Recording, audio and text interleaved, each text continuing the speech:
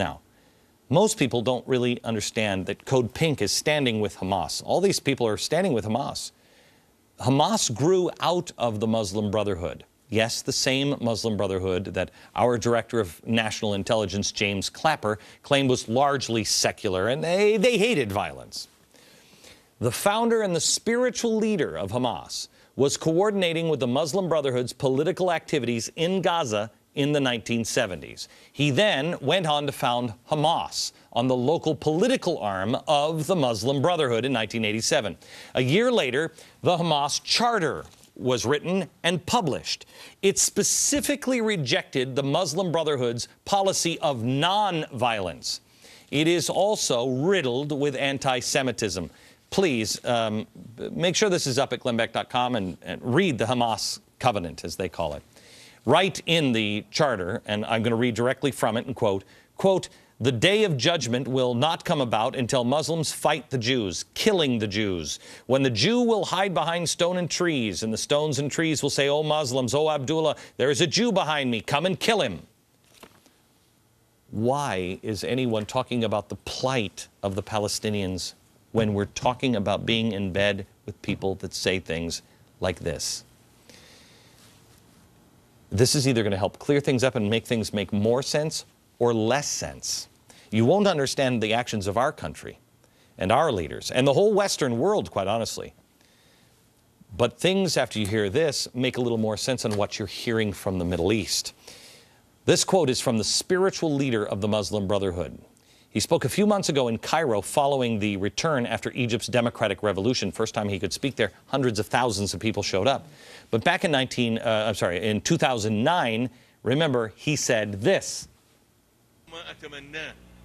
في ختام كلمتي هذا أن يهيئ الله لي في ختام حياتي فرصة للذهاب إلى أرض الجهاد والمقاومة على كرسي متحرك فأطلق رصاصة على أعداء الله اليهود.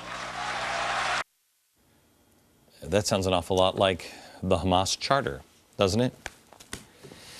We have gotten an awful lot of criticism on this program whenever we talk about the Nazis.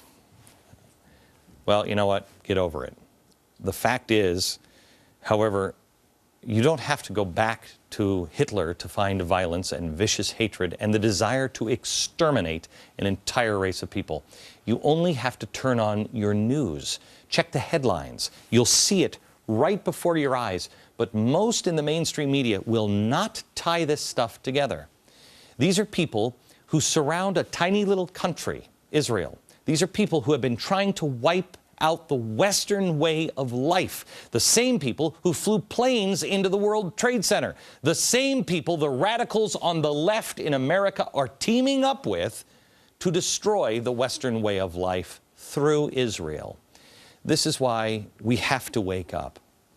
We have to stand up and be counted. Stand up and restore courage. Stand for Israel now. They are terribly, terribly alone. Does America still stand with Israel? It's our only true Middle East ally. Do we still stand? Tonight I was just talking to one of my producers, and I said, you know, I don't know if anybody even cares. I have no idea. I just know what I'm supposed to do, and I'm hoping it connects with somebody in America and the rest of the world. Tonight we've been going through a lot of history. It's all available at glennbeck.com. I urge you to read it for yourself, share it with your friends, question everything. Don't take anything I say for gospel, because it's not. We do our own homework. I suggest you do yours. You'll have a better understanding of the hatred that is happening now in the Middle East, and you'll understand the roots of it, and you'll be able to understand which side of the argument you need to be on. Check it out at glennbeck.com. There's also another story today from a book by Ben Shapiro. Ben Shapiro is going to be on my radio program tomorrow, but he wrote a book, and he's got a quote in it from one of the founders of the children's show Sesame Street, admitting to liberal propaganda with our kids. My wife read that with me last night. We both looked at each other and went, no.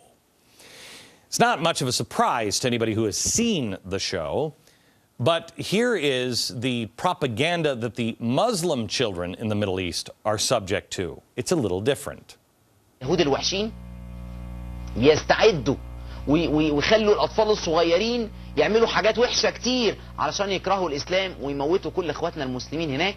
كان في الخليقة من وحوش كاسرة، من طيور جارحة، من زواحف مؤذية، من حشرات ضارة، من ميكروبات فتاكة خطرها أدنى بكثير من خطر اليهود. صهيون في الأرض طاغي وضار، ولادي على الطامعين الطغاة، براكين توشك على الانفجار. ببینید در جنگ جهانی دوم خیلی کشته شدن.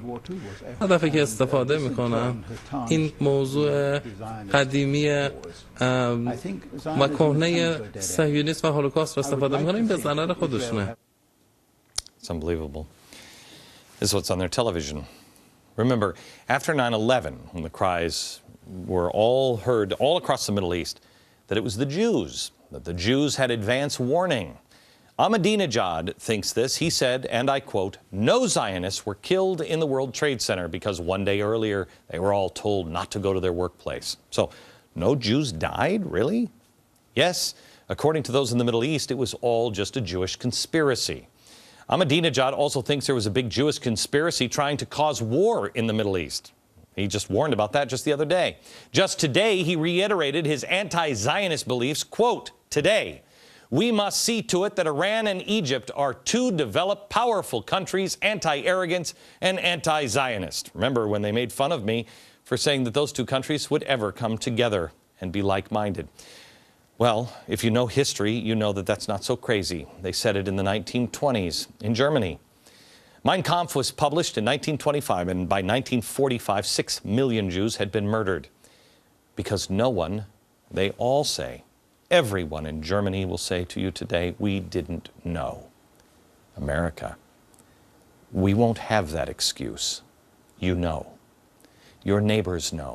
They're baring their heads. We must not do it. If you really want to find